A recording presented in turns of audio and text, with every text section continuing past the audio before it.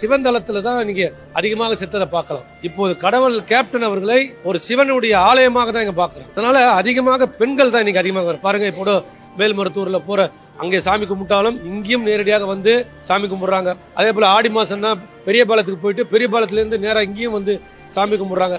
புரட்டாசி மாசம் பெருமாள் கோயிலுக்கு போயிட்டு வந்து பெருமாளுக்கு போயிட்டு இங்கேயும் வந்து சாமி தரிசனம் செய்யறாங்க. ஸோ தலைவரை வந்து அவரை மனிதரால வாங்கி புனிதராக வந்து இன்னைக்கு தெய்வமாக வாங்கிட்டார். 100க்கு 100 அவர் சித்தராக இன்னைக்கு கடவுளாக ஒரு சிவனாக ஏற்றுக்கொண்டு விட்டார். அடக்கம் பண்ணிட்ட பிறகு தொடர்ந்து மக்களுடைய கூட்டம் வந்து பாத்தீங்கன்னா எப்படி ஒரு கோயிலுக்கு செல்றாங்களோ அது போலதான் இந்த கூட்டம் வந்து அதிகமாக வந்தது. அத்தனை கடவுளுக்கு செய்கிற அத்தனை பணியும் இன்றைக்கு கேப்டனுக்கு செய்து கொண்டிருக்கிறார். இந்த இடத்தையும் நம்ம தெய்வ ஒரு கோவில் போல உருவாக்க வேண்டும் என்று சொல்லிதான் இன்னைக்கு கோவிலில் போனா எப்படி ஒரு அமைதியாக சாந்தி கிடைக்குதோ அதை போல எங்க கேப்டனுடைய சமாதிக்கு வந்தா மக்களுக்கு ஒரு அமைதி கிடைக்குதுன்ற உண்மையில தான் எல்லா மக்களும் வராங்க, ஆரத்தி செய்யறாங்க, தீபாரதி செய்யறாங்க, பூக்கள் தூங்குறாங்க. இது வந்து ஒரு கடவுளுக்கு செய்கின்ற பணி தான். அத்தனை கடவுளுக்கு செய்கின்ற அத்தனை பணியும் இன்றைக்கு கேப்டனுக்கு செய்து கொண்டிருக்கிறார். காலையில பாத்தீங்கன்னா ஒரு 6 மணிக்கு ஒரு தீபார்த்தனை கற்பூரமும் ஊதுபத்தியும் காட்டப்படுகிறது. அதன் பிறகு 12 மணிக்கு நம்முடைய அந்நியார் அவர்கள் வருகை தந்து ஒரு சிறப்பான பூஜை, விபூதி காட்டுறது, தீபம் காட்டுறது, அதெல்லாமே பூக்கள் போடுறது, சாப்பாடு ஒரு அன்னதானம் பண்ற மாதிரி காட்டுறது, இது எல்லா விதமான ஒரு கடவுளுக்கு என்ன செய்வோமோ அது போல பூஜையை தான் 12 மணிக்கு செஞ்சுட்டு உடனே நேரடியாக சென்று வருகின்ற மக்களுக்கு அன்னதானம் வழங்குகிறோம். இது தொடர்ந்து ஒரு வருடமாக இந்த 28 வந்தால் அந்த ஒரு வருடம் முடியும் போது ஒரு வருடமாக அன்னதானத்தை கொடுத்திருக்கிற இந்த ஒரு ஆலயமாக தான் நாங்கள் கருதுறோம். இல்லை நாங்கள் வந்து ஆரம்ப கட்டத்தில் பார்த்தீங்கன்னா ஒரு நினைவு நாள் தான் கொண்டாடலாமல் இருந்தோம். அனைத்து மாவட்ட கழகங்களுடைய கூட்டத்தில் வந்து எல்லாருடைய கோரிக்கை என்னன்னாக்கா தலைவருடைய 1ஆம் ஆண்டு நினைவு கண்டிப்பாக குரு பூஜை போய் கொண்டாடணும்.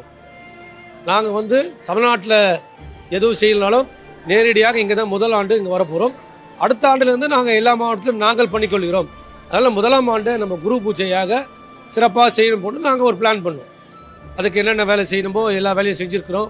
அதே போல் அரசியல் கட்சி தலைவர் முதல்வர் ஸ்டாலின் அவர்களையும், முன்னாள் முதல்வர் எடப்பாடி அவர்களையும், ஓபிஎஸ் அவர்களையும், சசிகலா அவர்களையும், ஜி.கே. வாசன் அவர்களையும், வைகோ அவர்களையும், இப்படி அனைத்து தரப்பட்ட இந்த தமிழ்நாட்டில் இருக்கின்ற அத்தனை கட்சி தலைவர்களையும் நாங்கள் நேரடியாக சந்தித்து அழைப்பு கொடுத்துக்கிறோம்.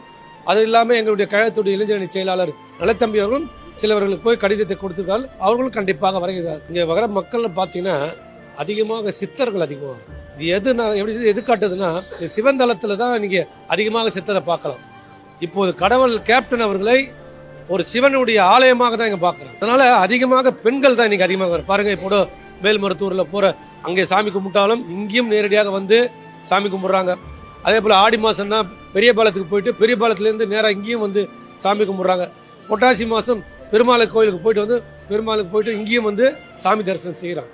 ஸோ தலைவரை வந்து அவரை மனிதரால வாங்கி புனிதராக வந்து இன்னைக்கு தெய்வமாக வாங்கிட்டார். 100க்கு 100 அவர் சித்தராக இன்னைக்கு கடவுளாக ஒரு சிவனாக ஏற்றுக்கொண்டு விட்டார். இல்லை நான் எனக்கு வந்து நினைவேன்னே சொல்ல முடியாது. ஏன்னா தலைவர் மறந்து விட்டான்னு நாங்கள் இதுவரை நாங்கள் நினைக்கல. அவருடைய உறவு மட்டும்தான் மறைந்திருக்கு. அவருடைய உள்ளமும் உணர்ச்சியும் அவருடைய தான தர்மமும் இன்னும் எங்கள் நெஞ்சத்தில் தான் இருக்கிறது.